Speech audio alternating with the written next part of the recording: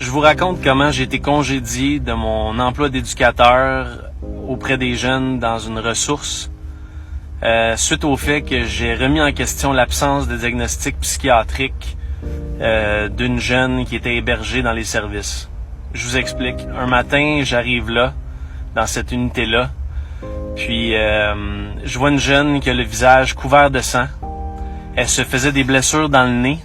Puis avec ce sang-là, elle le répandait dans son visage, elle dessinait sur ses murs avec, elle s'arrachait des cheveux, elle marmonnait toute seule le front contre le mur, elle se cognait aussi la tête à répétition, à peu près à ce rythme-là, dans son mur de chambre, ce qui irritait les autres éducatrices, tellement qu'il y en a une qui voulait donc la sortir puis qu'elle faisait exprès pour nous faire chier en faisant ça. Elle avait arrêté de manger aussi. Elle prenait plus sa douche depuis des mois. Elle se donnait une petite voix au perché. Une petite voix au perché, là. Elle marchait sur la pointe des pieds comme un lutin pour comme ne pas faire de bruit. Elle se faisait vomir aussi. Toutes sortes de symptômes bizarroïde, là, puis là, tu te dis, écoute, nécessairement, elle a été évaluée. Fait que là, tu regardes dans le dossier, tu vois qu'elle a été évaluée.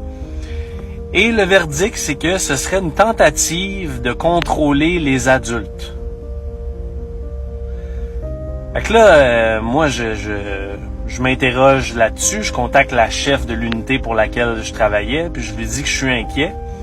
Puis je me fais répondre presque en riant. Que, non, elle a été évaluée, il n'y a pas de stress. Non, elle cherche juste à manipuler les adultes. Fait que là, je dis, écoutez, madame, là, dans notre ressource, là, des jeunes qui essayent de manipuler les adultes, il y en a quand même quelques-uns, puis ils se rendent pas à des comportements comme ça, là. Donc c'est ça, moi, cette journée-là, j'ai vu la mère, j'ai eu l'occasion de parler à la mère, elle me dit qu'elle ne reconnaissait pas sa fille. Depuis plusieurs mois, elle a complètement changé, que c'était une petite fille propre avant, puis comme je vous ai dit, elle ne prend plus sa douche.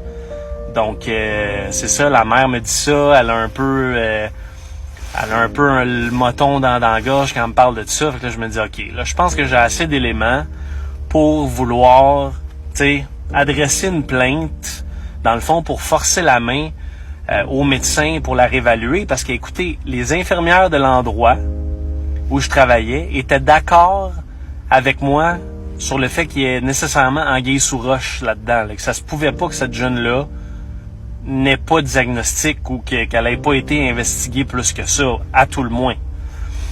Donc là, c'est ça, je contacte la chef, elle me prend pas tellement au sérieux, elle dit « Ah ben, regarde, on va céduler une rencontre là, plus tard dans la semaine, là, puis on en parlera. » Donc là, c'est ça. Elle me convoque, je la rencontre avec une autre dame qui est présente sur les lieux, qui est responsable du personnel occasionnel comme moi à ce moment-là. Et là, elles me disent qu'elles sont ouvertes à entendre mes inquiétudes par rapport à cette jeune-là et tout ça. Donc, je leur explique très poliment comment je me sens là-dedans, à la scène d'horreur à laquelle j'ai assisté, que j'avais l'intention probablement d'adresser une plainte pas à eux directement, mais au médecin qui l'a évalué à l'externe. C'était probablement, en tout cas, c'était supposément en psychiatrie, pour essayer de leur forcer la main et de la réévaluer ou avoir à tout le moins une deuxième opinion psychiatrique. Et là, donc je leur dis ça, et là je leur dis que je suis inquiet, qu'il y aurait peut-être une maladie mentale derrière ça, puis ça serait à investiguer.